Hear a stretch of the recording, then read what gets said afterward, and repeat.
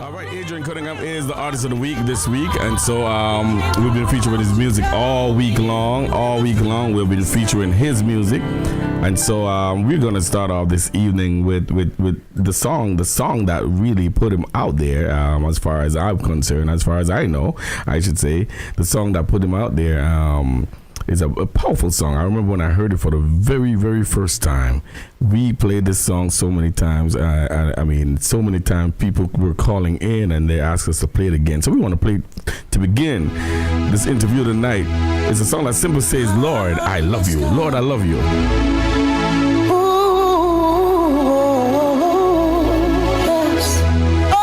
Artist of the week.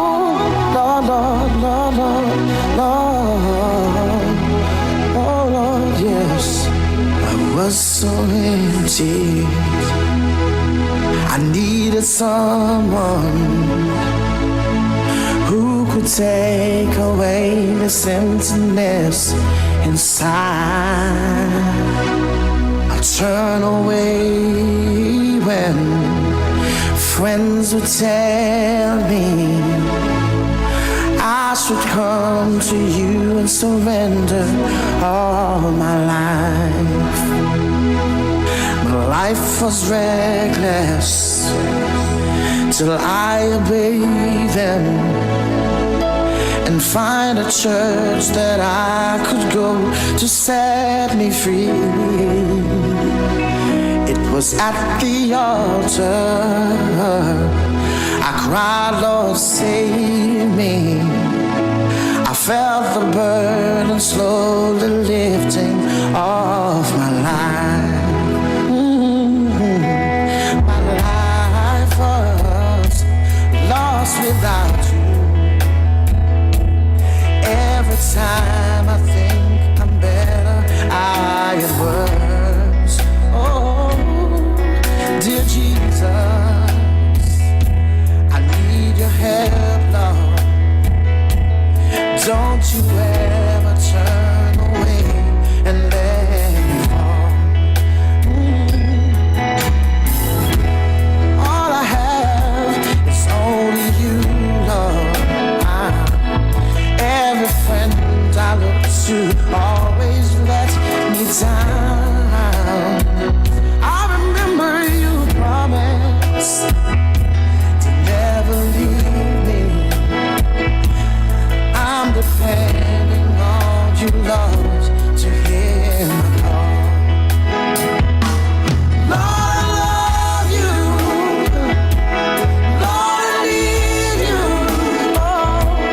Lord, I need you in the middle of the night. Oh, I was lost without you.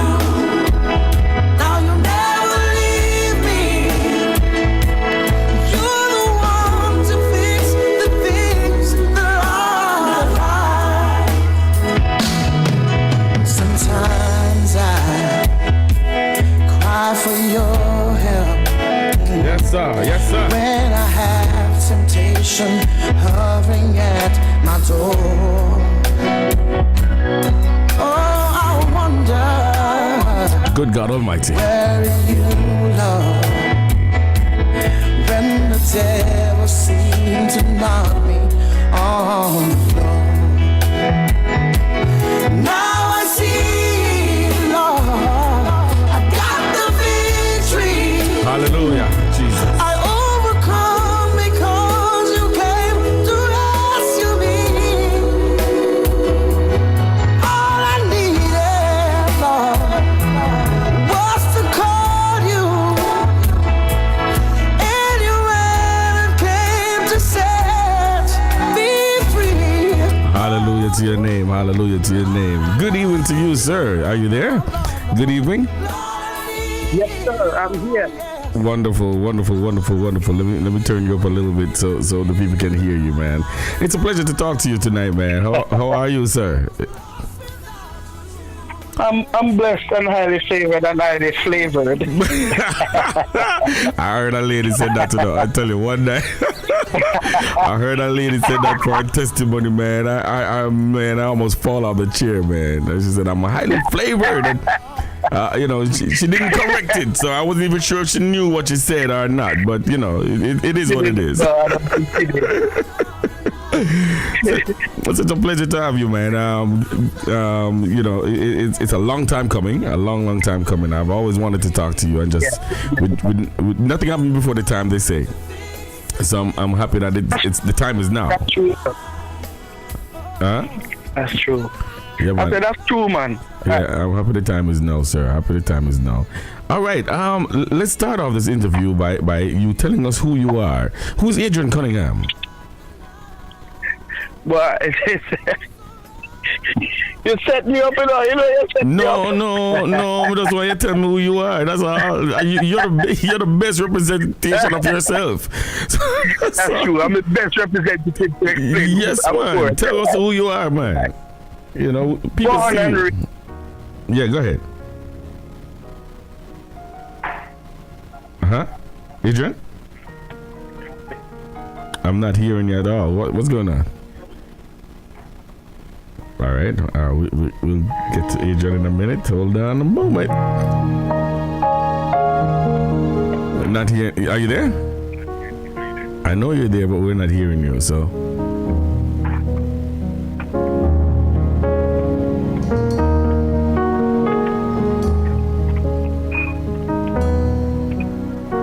All right, we're gonna get him back on the line. Keep it locked right here, and we'll get him back on the line shortly. All right. In the meantime, we're gonna listen to this song, "Rest in the Arms of Jesus."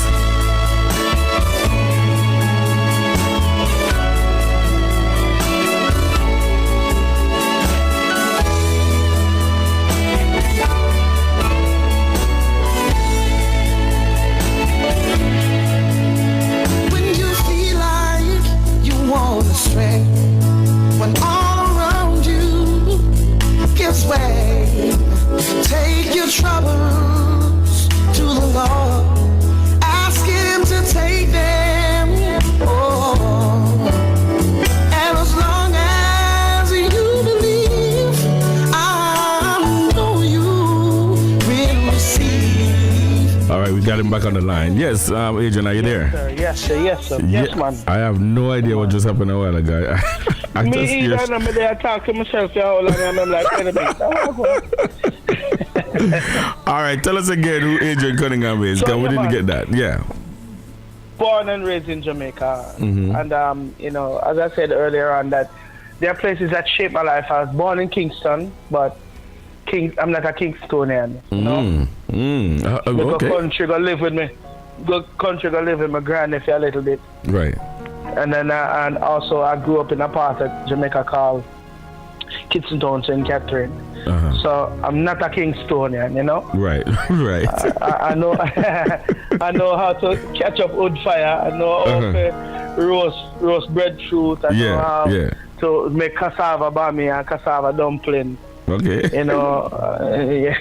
So I'm not really a Kingstonian, Right. I grew up with, of course, in the olden days, people would say, they grew up with a poor family, but in a sense, you can't say it's a poor family because a lot of things that we learned was life lessons, And, sometimes when food short and you have to eat dumpling and butter. Yeah. You learn how to survive. Talk to me. Some people talk about tin bam and bully beef. Yeah, there was a time in my life where there was no tin bam and no bully beef. No bully beef, my God. You understand? Yes. So you have to eat dumpling and butter. Yeah. You understand? Yeah. There's a time when you have to eat. There's a time when you have to sprinkle little salt on some tomato and that's how you lunch that. Yeah. You understand? There's a time when you used to go next door and go climb a mango tree and that's a breakfast. My God. Yeah, that's what I'm saying. My God. That's the kind of life I grew up in. Right. And I didn't know about the gunshot and all that thing until after I came back to live into Kingston. When you come to town, you hear gunshots. Oh God, I tell you. Yeah. Wow. No. Jesus. Never know about the gunshot but in the what you say now, closer to the adult time of my life, I started learning about gunshot and people jump across your fence and hide from police and hide from Batman and people who get stabbed up and shot up and and you know what I'm saying, you go home and on your way home somebody grab you and pull you in them house say hey Wara go on. Yeah, you can't go down so. You can't go down so. For real, man. Jesus. And those are things that you grew up in, Right. And God was so good enough to save me in the early man. Because I got saved in my teens. Right. And I think that's one of the reasons why I'm alive today. My God. Because God saved me just before I decided to start smoke weed and turn bad man and them things. Just saved me just in time. My God. And before I even became a Christian, I remember way back when I entered Stacey's talent contest. Okay. And I came at first in the semi-final and third in the grand final. And from those days, I used to love sing from a child. Right. My first time stepping on a stage was I was about 11 years old. I sang in front of a staff meeting. And then after that, I remember the biggest concert I did was in Kitchentown All Age School. That was years ago, man. And that time I just learned about guitar and band and them. Right. And a big stage show and put me on stage and I feel nice. Sing to a tune and the people them lift me up off a stage and and it was those days that actually that's when you realize you got something. Me that there was something special. Wow. Do you remember the song you sang on that stage? Yeah, man. The song was says, "Hey little girl, don't walk so fast. I want this love for you to last. I have so many things to show to you." Man, I did it. What? Yes, sir. Wow. Yeah. Wow. Man. Those things you don't forget. You can't forget that. Right. No. I remember they actually gave me a name them time, called me Little Irie. Yeah, boy. That time I'm skinny like Wiss and it said big go to Aga for Holland. Just a man and so, those were the days, man. Those were the days. Wow. What age what age were we talking about back then? Yeah, man, we're talking about like 14, 15. From 13 to 14, Right. I got saved when I was just about 15, Ah. So I got saved just around about 15 years old. Right. So what we're talking about them years, man, I'm supposed to dip on the road at night. Right. So them, yeah. Wow. I remember, man, them days not supposed to dip on the road, man. Wow. But most of the times when I'm on the road, I was with my mom. Because she had some connection with some Rasta man and some dread and some people.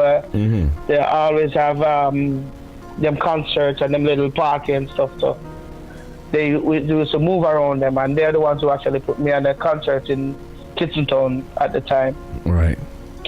Yeah, man, it was an awesome experience. Every time I think back at it, I'm like, wow. That's where I'm coming from, Look what God has done. Yeah. Look what God has done. The good thing about it is that God saved me. Right. God saved me. Because, you see, if I hadn't been singing gospel, maybe more out there sing like Barry Salmon and, you know what I'm saying, Maxi Priest and them people, I don't know. Or maybe more rough. Right. I'm locked there, I'm a tour, And you're balling, I know. I'm not balling,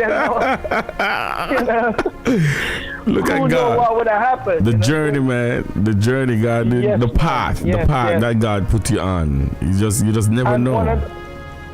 One of the greatest things that I remember when I was in my teens, and I remember I had a friend of mine who knew my mom, who had a connection with some hotel chains, and I remember they sent me to go sing at a hotel, and the hotel was was a adult hotel. Put it that way there. Right. That's the best way to put it. Right.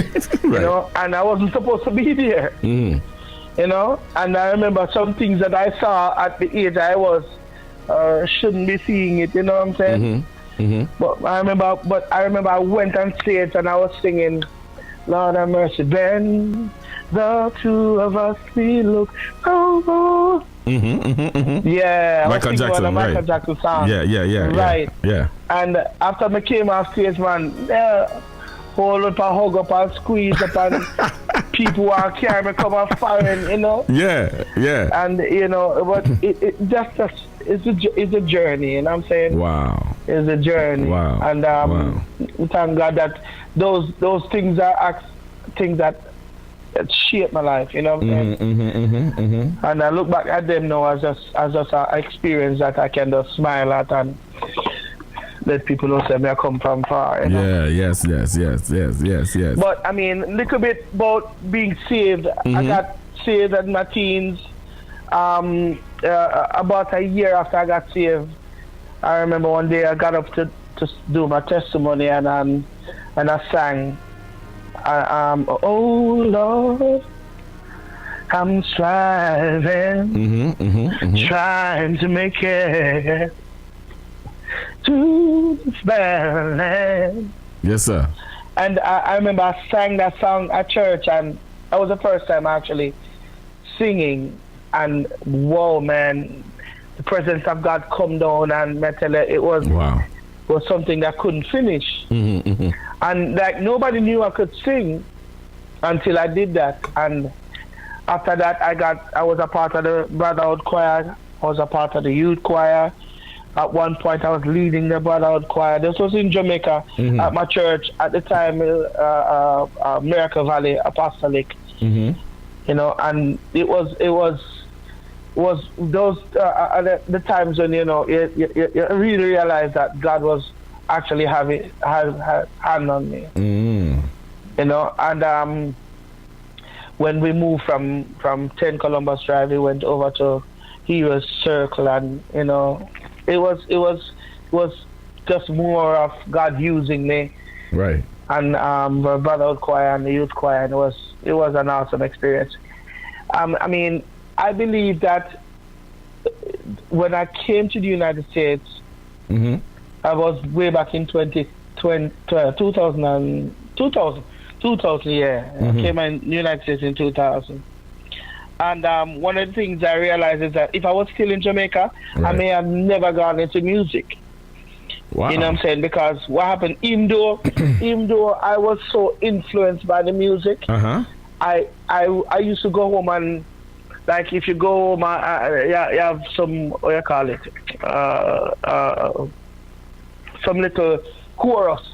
You know, you go to church and you sing chorus. Right. You don't really sing a whole song. Right. I used to go home and write verse for chorus. Okay, got you. Yeah. And then come back to church now, and I see them chorus, I got singing. But you must have verse on it. Started with the verse. Yeah. So right. Wow. So people would hear the verse, and I wonder, which song that? Right. And then when we start the chorus, I'm saying, I never know, so no verse. Of course, on the verse. No verse. I say, yo, no verse, never lay panic. Yeah, you write that. You know what I'm saying? There was no verse, right? I wrote that. Wow. And it was, yeah, I used to go home and do that. But what was happening is at that time there was so many good singers in church at that time. Right. So I never consider myself to be one of those who were that good. You understand? Right. So that's why if I hadn't come to the United States, I may have never pursued music on this level. Ministering that. Yeah. Right. Wow. All right. So that's what made a difference. Wow, it's such a wonderful journey, man. I'm enjoying this journey with you tonight. I want them to hear some of "Rest in the Arms of Jesus" before we go into the new album, the latest album, because I'm sure it's not so new anymore. But I want them to hear some of it, and then we're going to talk about that journey, going into the studios and that kind of stuff, right after that. Yeah. All right. We're going to hear more from Adrian Cunningham, a song called "Rest in the Arms of Jesus." One of my favorite songs, man. I tell you. I love this song so much. Wow. Rest in the Arms of Jesus. Minister Adrian Cunningham. It's a late night gospel train. Keep it locked.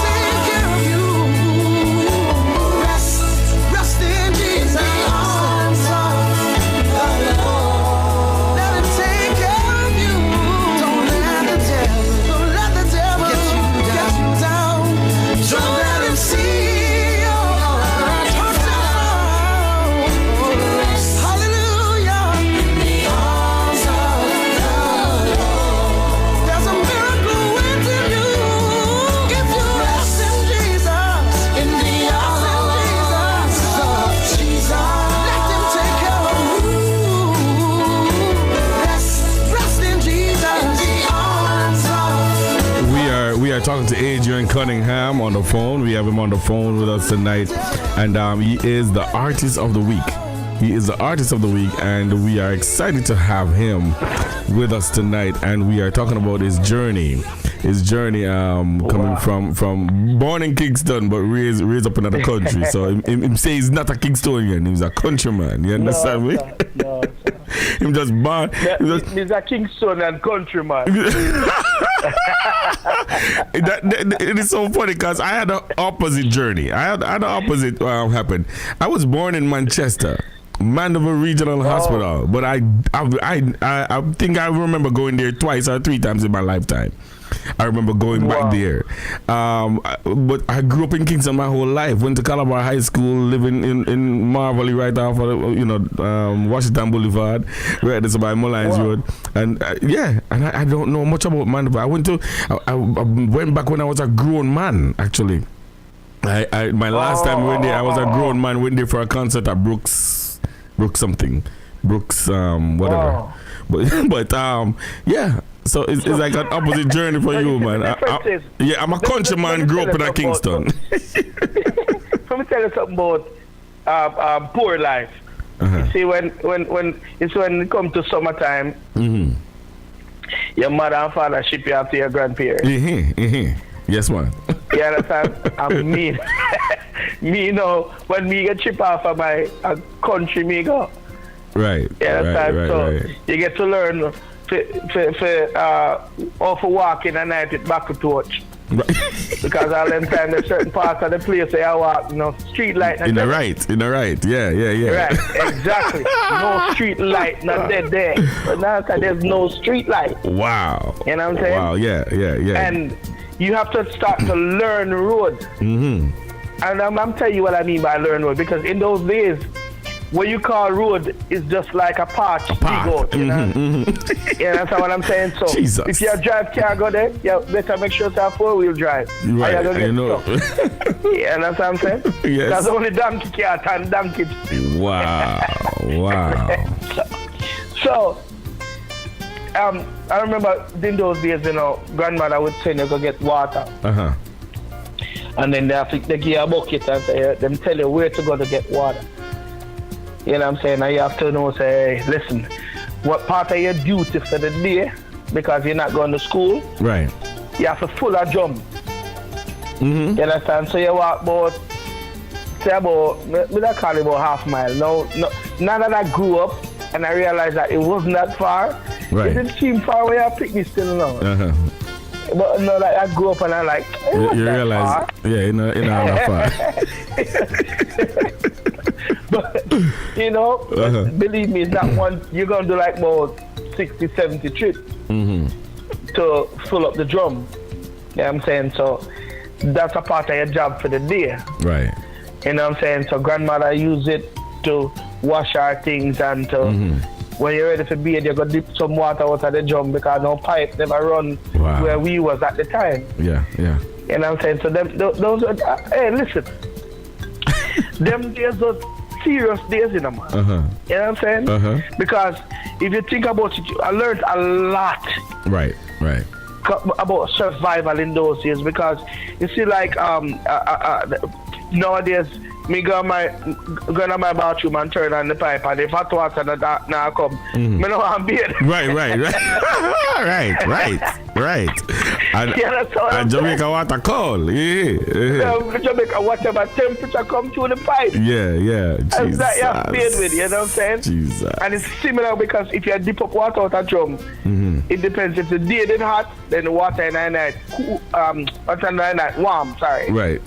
You know what I'm saying? Right. So, the sun warm it up. The day cool. Yeah. So, yeah, man, you have to just work with what comes. Wow.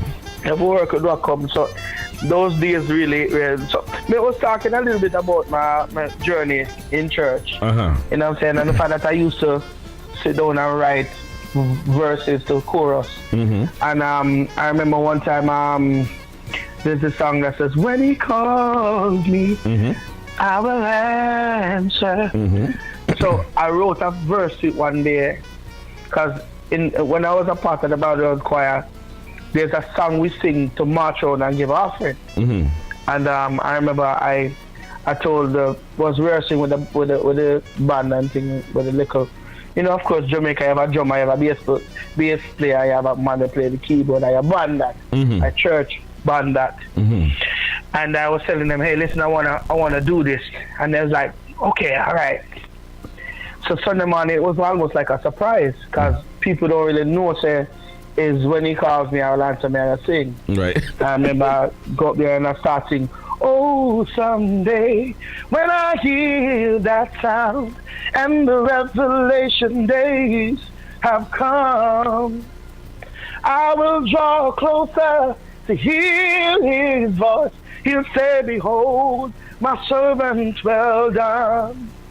When he calls me, and people was like, what? It's a brand new song. Brand new tune. And it was like, yeah, man, it took off and it was an awesome day. Mm-hmm. And so what happened is every time the Brotherhood Choir would sing, right, Pastor would request for me to sing that song, One more little quick testimony. There's this dreadlocks lady that used to sell cheese sticks and bag juice and them things right at the corner church.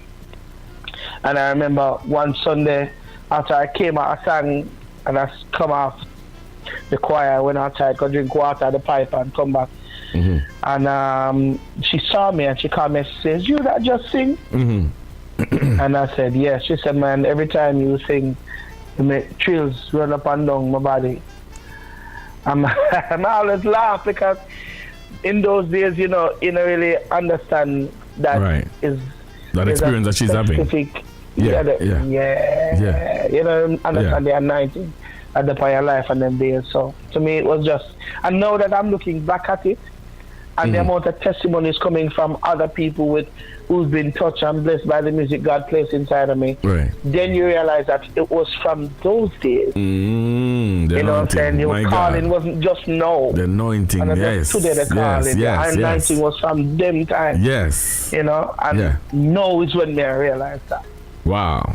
And people now ask me, how did you come up with this song? Or people always ask, how you come up with Lord, I Love You? Mm-hmm. And I tell them, hey, listen, Lord, I Love You came to me one morning with 2 lines. Lord, I love you, Lord, I need you. Wow. You understand? The rest of the song is just a testimony.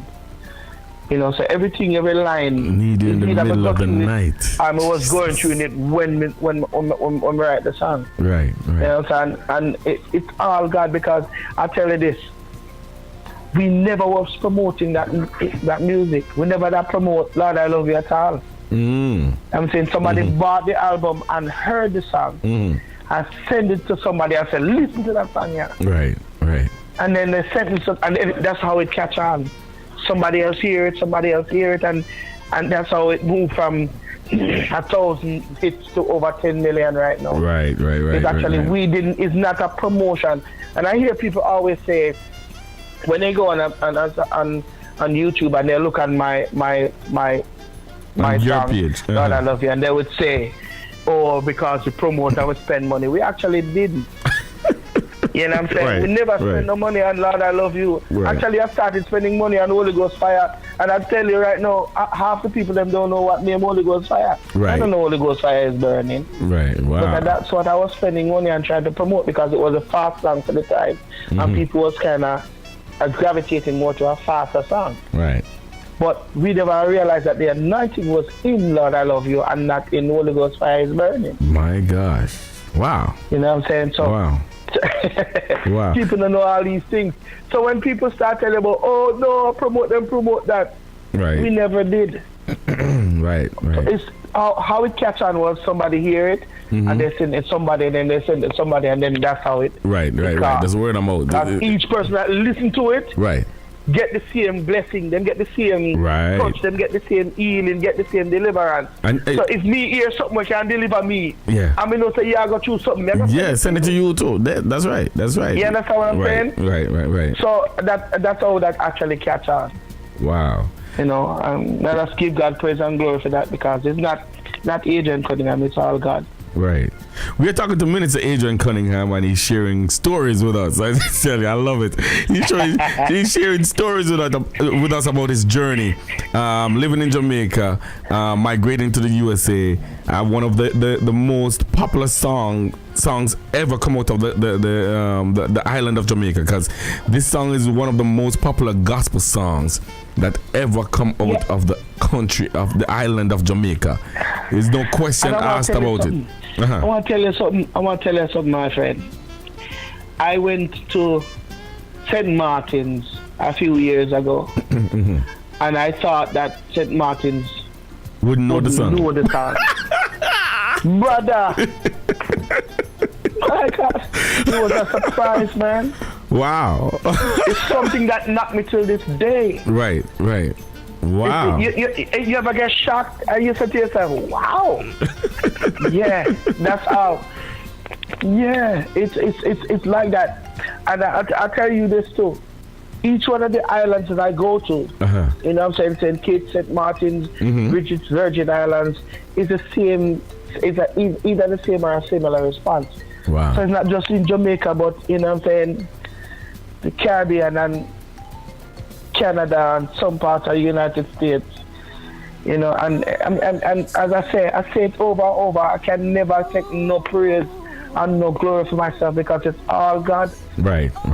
Sometimes when people say, but you are Adrian Cunningham, I say, me's just another man God used to do him with. That's right now. Me's nobody. Wow. I'm nobody. Just the will of God, man. My gosh. Tell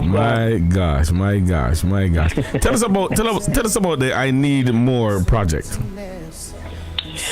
I Need More was a song I wrote, and I actually had 3 different producers for that song. And the last one ended up to be Craig McDonald. Craig McDonald name. Yes, man. No, man, not him name, man. Craig McDonald. Craig McDonald. That was the last producer for that song. I went to him with an idea. I did not bring the other 2 producers' version of the song to Craig. You understand what I'm saying? I went in with an idea, and I sat on the keyboard and I told him what I wanted. You know what I'm saying? And him say, all right, no problem. Boom, boom, boom. He sent me a version. I listened to it, and it never grabbed me. Oh, me think me don't want it. Grab me. So, but go back to him and say, do this, do that. And do it. After I did it, he sent it back to me, and I started singing the song. You know, I Need More. I did 2 takes in the studio with that song. Wow. Almost every other song I've ever done. Right. 4, 5, 6. You know what I'm saying? I Need More. I went in the studio and I did. Hold on, let me tell you something. May I tell you how the song started? Yeah, man. I was in church one Sunday, sat on the keyboard. I play a little bit, and I'm not a great player. Right. So I sat on the keyboard, and I was there playing, and I hear like a tune in my head, and it's like the presence of God come down for me, and I say, you know, all that I need is more of you. Oh, Lord, I am desperate for your touch. Oh, Lord, my soul is hungry. My soul is... And I say, I need more and more. And I was playing just 3 chords. And I started singing, and I felt like tears coming down in my own eyes. Right. I mean, stop. Right. And the song started minister to me. You know what I'm saying? I'm stop. I sat down and I wrote out what I had. And then little by little I started writing, little by little, piece by piece. Because sometimes you get a revelation, and I'll grab my phone and I'll record a little piece. And then, you know what I'm saying? So, and that's how it actually came about. When Craig finished, I went to the studio and I started singing, you know? And when I got to the part where I raised it, Because I'm kind of a little hoarse right now because I'm. No, tell you what. I'm playing it right now. So let them hear a little bit of it. All right, roll it. Yeah, let them hear a little bit of it, and then we'll talk some more about the song. I need more of you. My soul is hungry, and my soul is thirsty. What I have is just not enough. All that I need is more of you. Oh, Lord, I am desperate for your touch. Oh, Lord, my soul is hungry, and my soul is thirsty. Yes, what I have is just not enough. I need more, more and more. I need more, more and more. Lord, I need more, Jesus, more and more, more of you, more of you. Yes, I need more, more and more. Lord, I need more, Jesus, more and more.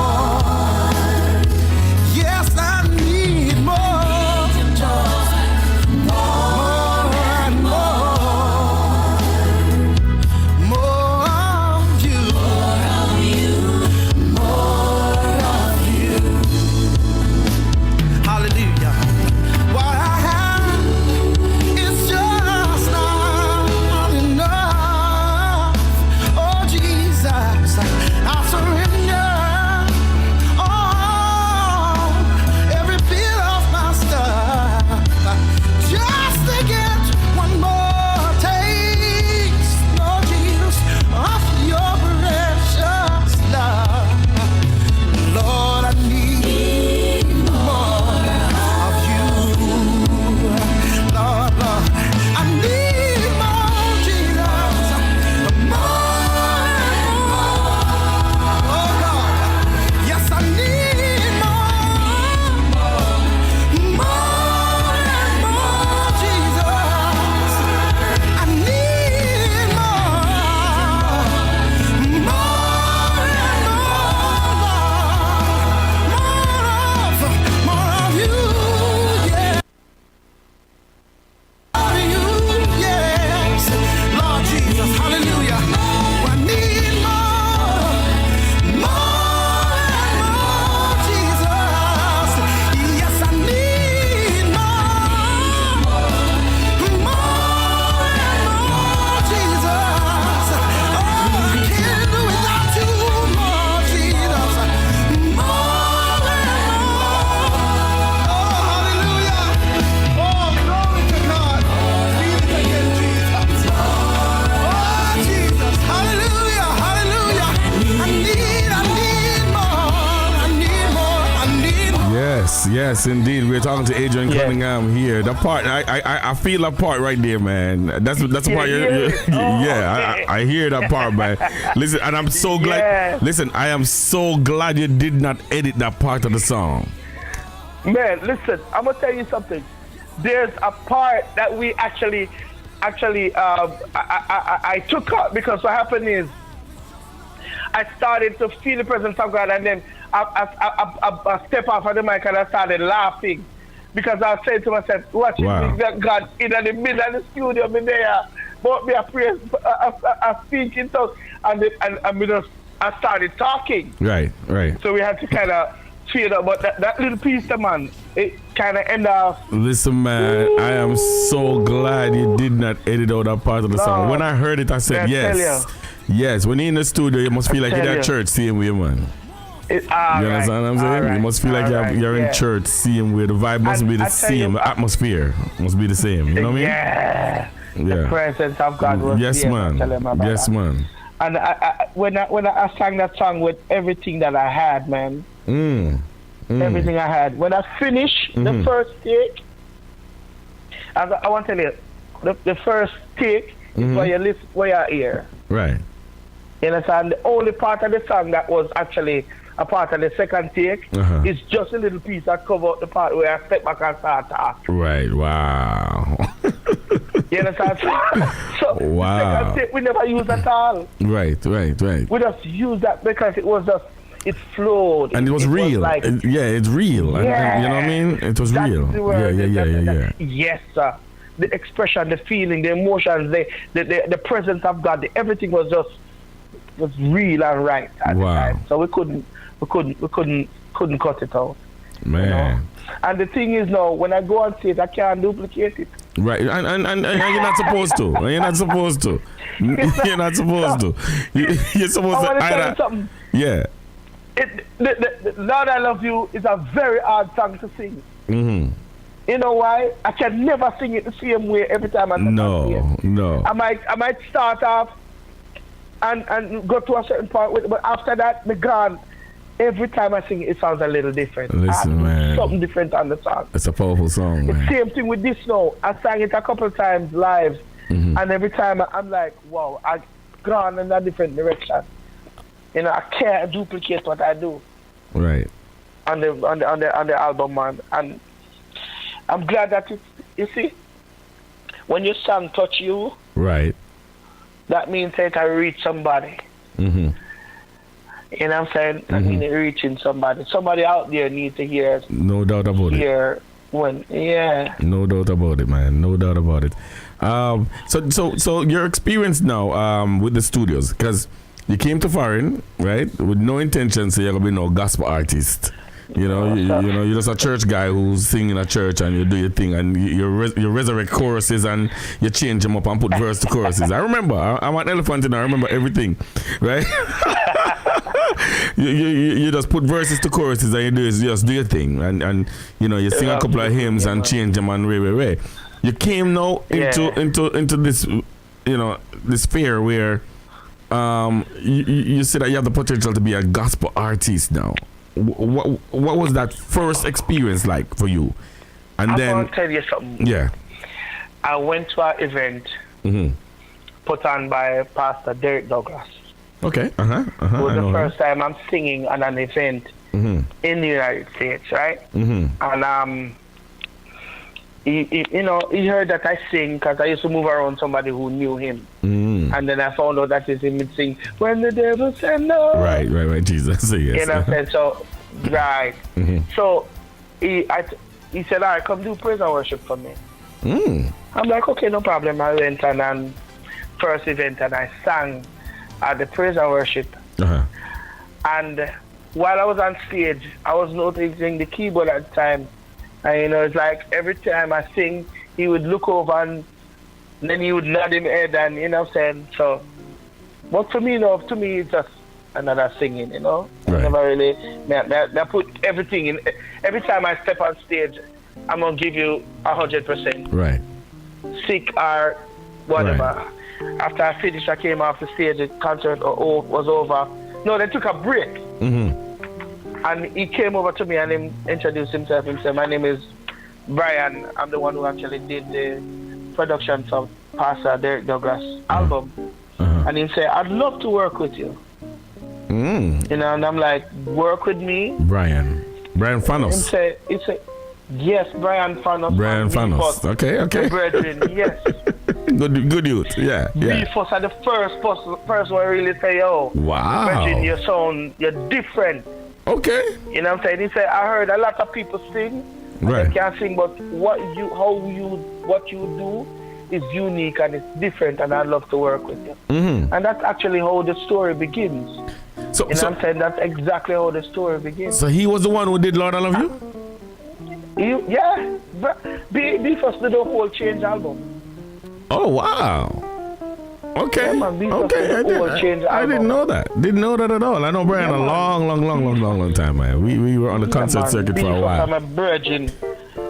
We for some bona fide. Wow. If we win $1 million tomorrow, I can't 100,000 go give. Wow. Wow. No, Wow. I'm serious. No, listen, man. Brian and I come a long way, man. A long way.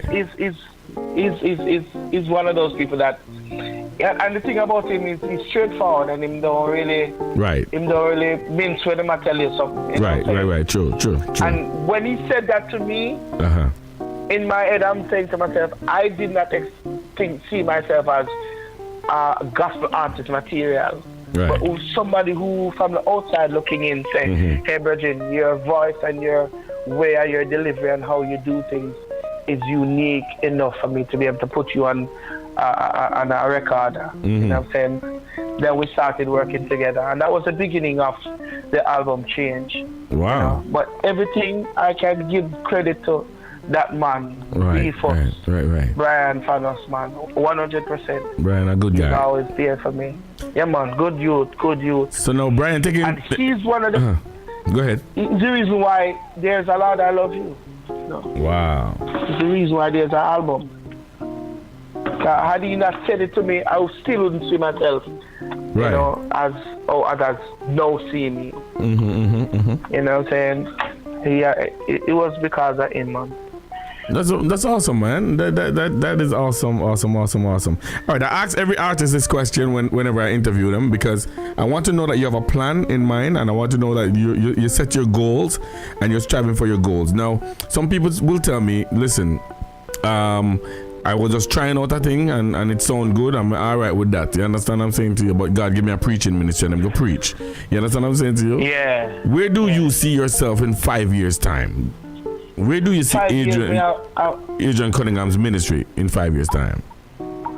You know, honestly, brother, I would love to be able to take what I have to Africa. I love to take what I have to Africa. Okay. I see myself in 5 years' time with about after 2 more albums. And you know, I'd love to be able to my dream is to be able to fill a stadium. My dream is to be able to fill a stadium. I want to step on stage and sing. And see hundreds of thousands of people fall on their knees and worship. Yeah. I got you. Worship. Gotcha. You understand what I'm saying? And I want to see people who've been in bondage by the enemy loose. You know, because it's a lot of people out there are suffering, my brother. My God, yes. There's a lot of people out there suffering right now. Right. And sometimes certain songs put a band-aid on a cut and a broken foot. You understand what I'm saying? But there are some certain songs that wrap it and cast it. Right. And help it heal. You understand what I'm saying? Yes, sir. And I want to be the one that wrap it and cast and help it heal. You understand? So 5 years from now, I'm seeing myself with another quite a few powerful ministering songs. You understand? Me not tell a man say me not go preach. Right. Me not tell a man say me go turn a pastor. Right. If God anoint me later on, or me run from it, like, listen, I've seen some pastors go through some things. So I run from it. I've gone to churches and people hear me sing, and because when I sing and minister, and they say, Brethren, you have a pastor spirit. Right. I say, well, it may have a pastor spirit. The pastor passed me. You know what I'm saying? It passed me. The pastor spirit passed you. I run away from it because I understand what they go through. Right. I've been in Christendom long enough to see and understand the pressure and the headache a pastor go through, and I don't know if I'm ready for that. Right. You know what I'm saying? Right. But then again, I'm telling you all, when God says something, yes, man, you can't run. You can't run till you run all you want, man. Run all you want. Jonah they run. Until you left all your foot back here. Yeah, man. Jonah run and hide. You understand? So you can't run all you want. I don't. You don't see that aspiration. Miss it. Yeah. But it's not something I'm looking to say. May I move towards? Right. Gotcha. I love music. I love being able to step on stage and sing and see the difference it makes in people's life. Right. You know what I'm saying? And I know preaching does that, but sometimes music set a pace that preaching ride on. Right. You understand what I'm saying? So well, listen, everybody's a preacher in their own right, and if you have the word of God in you, there's nothing that will stop you. The Holy Ghost is in control, and even during your singing, God will stop you and cut out the singing part of it and preach a sermon out of you. You understand what I'm saying? Right. So sometimes a sermon can preach in 2 minutes. Yes, very much so. Very much so. We are talking to Adrian Cunningham, a psalmist indeed, and he is on his last album. It's called Minister Adrian Cunningham, and he is a minister, true minister. He's really a praise and worship guy. But he did some stuff. He did some of the other stuff that come out of Jamaica. If you talk about Jamaica, some of the other stuff that came out of Jamaica, he did a few of those other stuff. All right, he did something to a song that I think is almost like he committed a crime. Okay, it's almost like he committed a crime on this song. But let me let you be the judge of that. Check this out. I faced the mountain that I never faced before. That's why I'm calling on you, Lord. I know it's been a while, but Lord, please hear my prayer. I need you like I never have before. Sometimes it takes a mountain. Sometimes a trouble sea. Sometimes it takes a desert to get a hold on me. Your love is so much stronger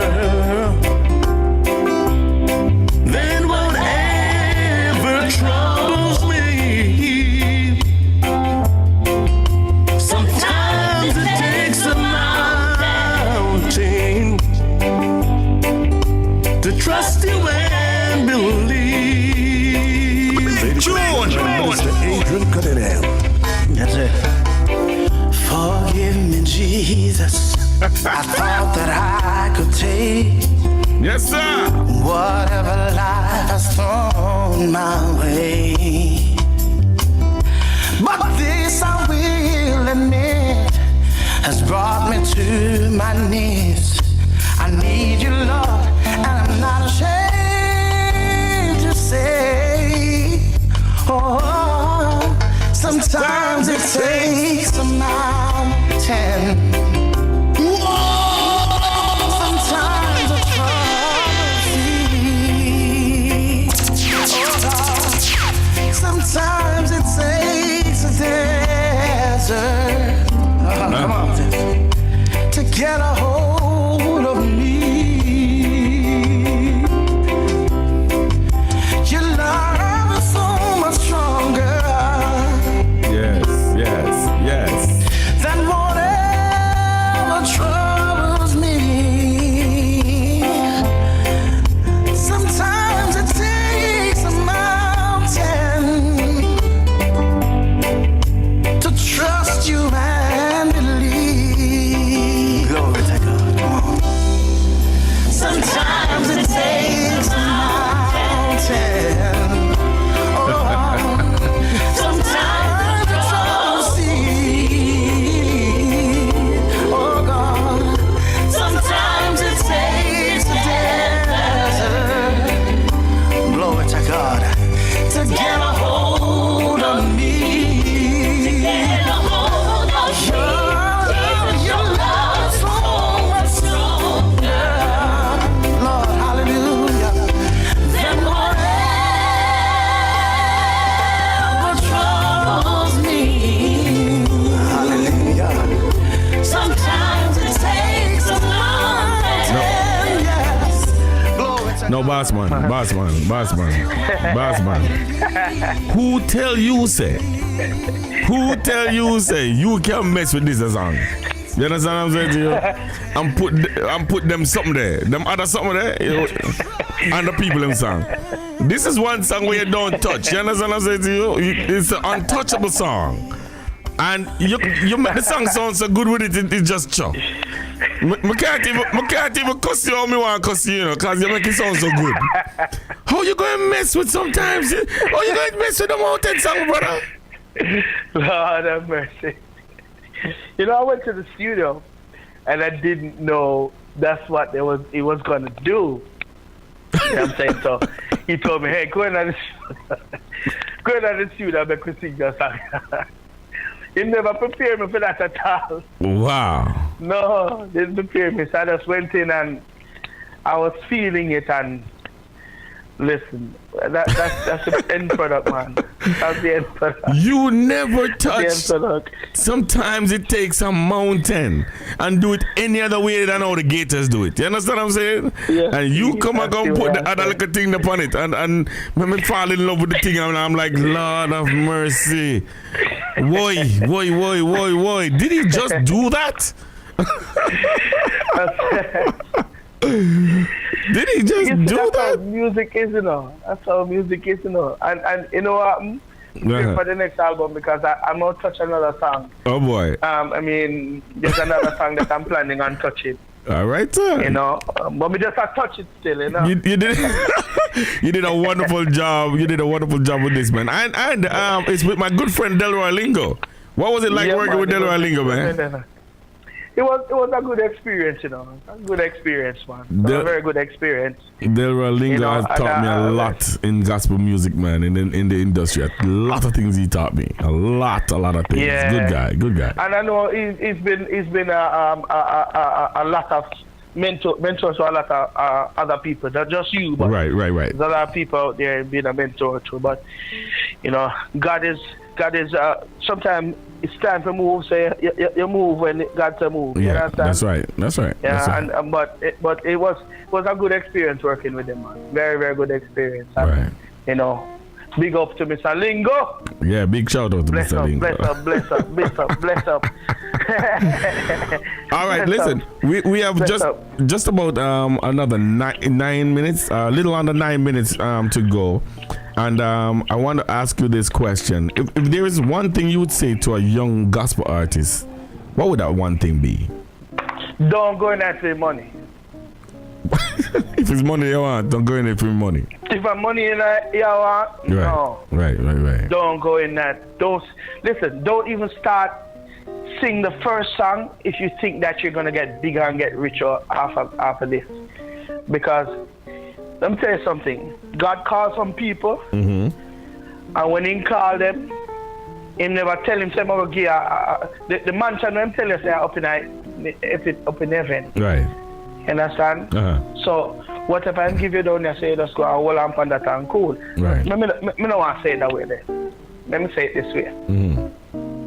If you're in it for the money, you're not in it for the ministry. Right. It's the wrong reason. Wrong reason to go in it.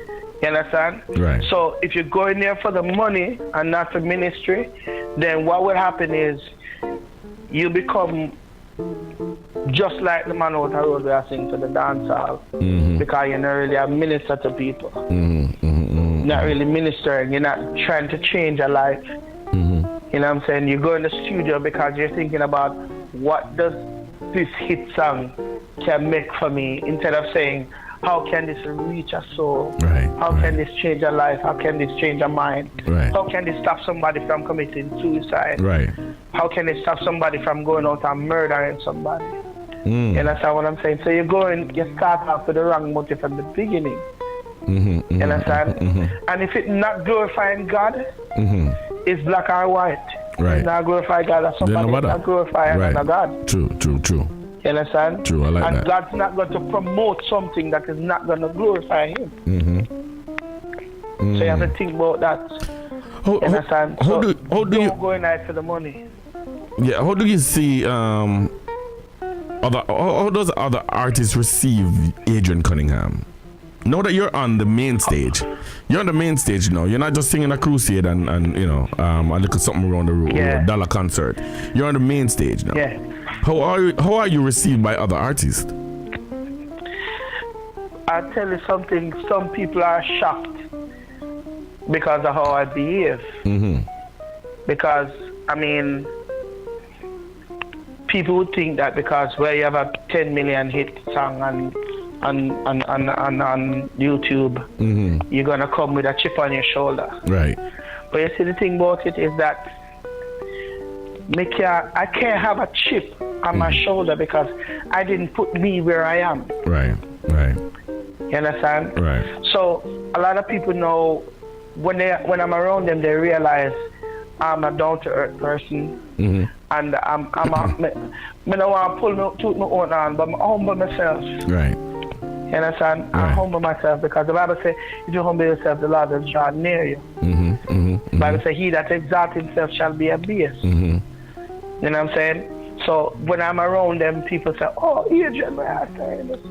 It's a receiving vibe that I get from them. And the spirit of reception is very good.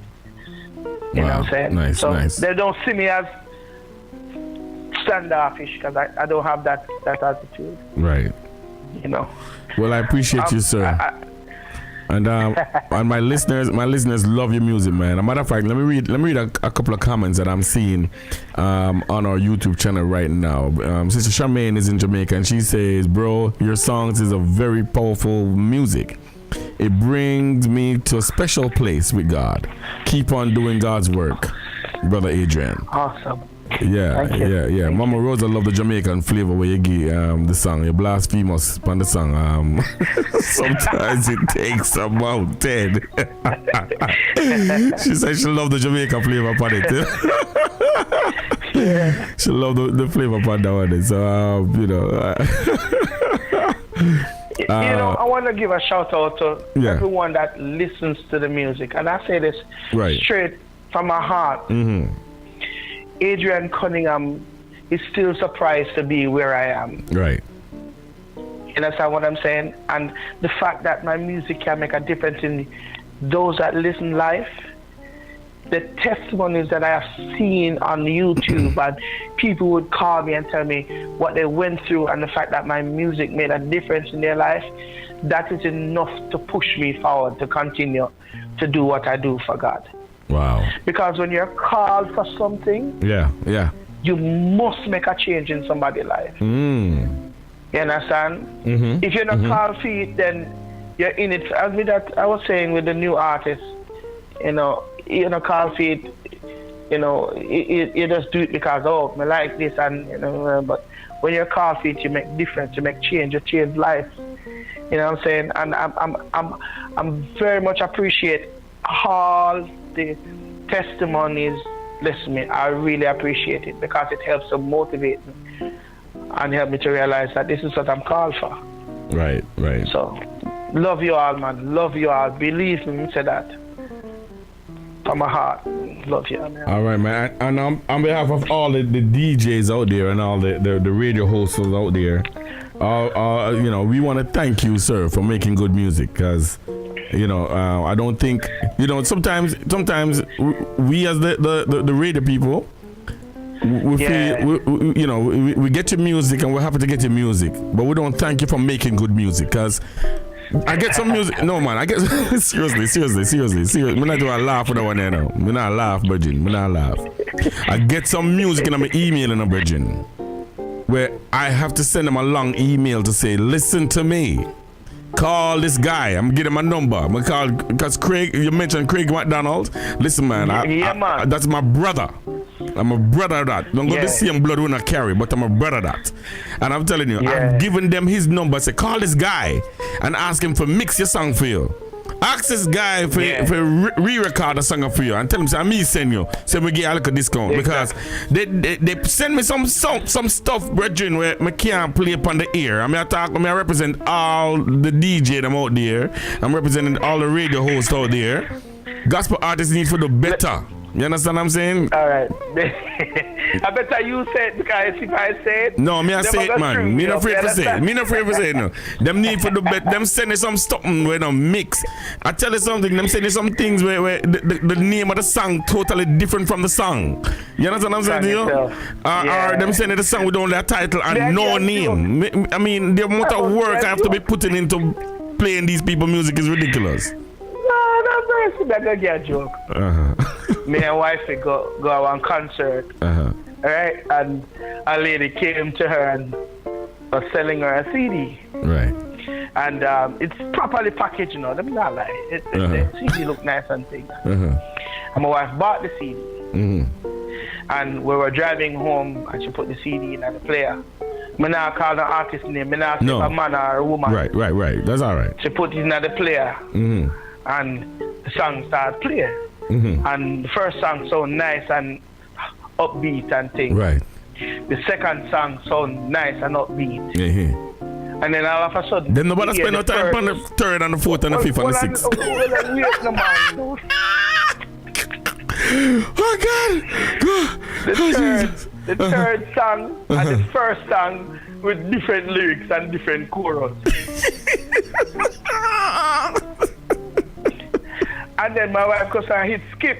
Yeah. And then the fourth song and the second song with different lyrics and different chorus. Come on, man. My wife, listen, I lie not. My wife turn on her teeth and press eject. I'm telling you. What? I'll swing the CD to the window. Oh, wow. Well, you see, at least your wife had a CD. Them send it to my email, so I have to listen through the whole of the song them. You understand what I'm saying to you? And then my hard drive full up with a bunch of foolishness. You understand me? But anyway, it's for another conversation, yeah, man. It's for another conversation. I appreciate the fact they might try. You understand? But I'm gonna know. And I'm gonna know. If you don't get the call in for trying, nobody try. You understand me? I say get the call in first. You understand me? I tell you the truth. I tell you the truth, man. Me I always encourage, you know, because one song can make a difference, but you might have to search through about 30 to find the one. But you know what? Somebody need to tell them the truth, and until them hear the truth, them not gonna understand what's going on. You understand what I'm saying to you? Because they're gonna get a shock. Well, I better you tell them, because me don't want nobody but me. But I can't you come for you can't fight. Me quit for run for cutlass. Minister Adrian Cunningham, man, thank you so very much, my brother, for making yourself available, man. I enjoyed the conversation, and I'm telling you, man, I'm looking forward to your next project, my brother. It's coming out, man. It's coming out. All right, boss. Soon. Hopefully, I get to complete this year. You definitely will hear, man. All right, boss. Thank you so very much again. Once again. Blessings, sir. No Stones by Mr. Adrian Cunningham. No Stones. Not no stones gonna take my place. No, if I hold my peace down, the stones will cry out. No stones gonna take my place. I want to thank Adrian Cunningham. Thank him so much for making himself available tonight, that we could have a conversation about his journey right here in the music industry.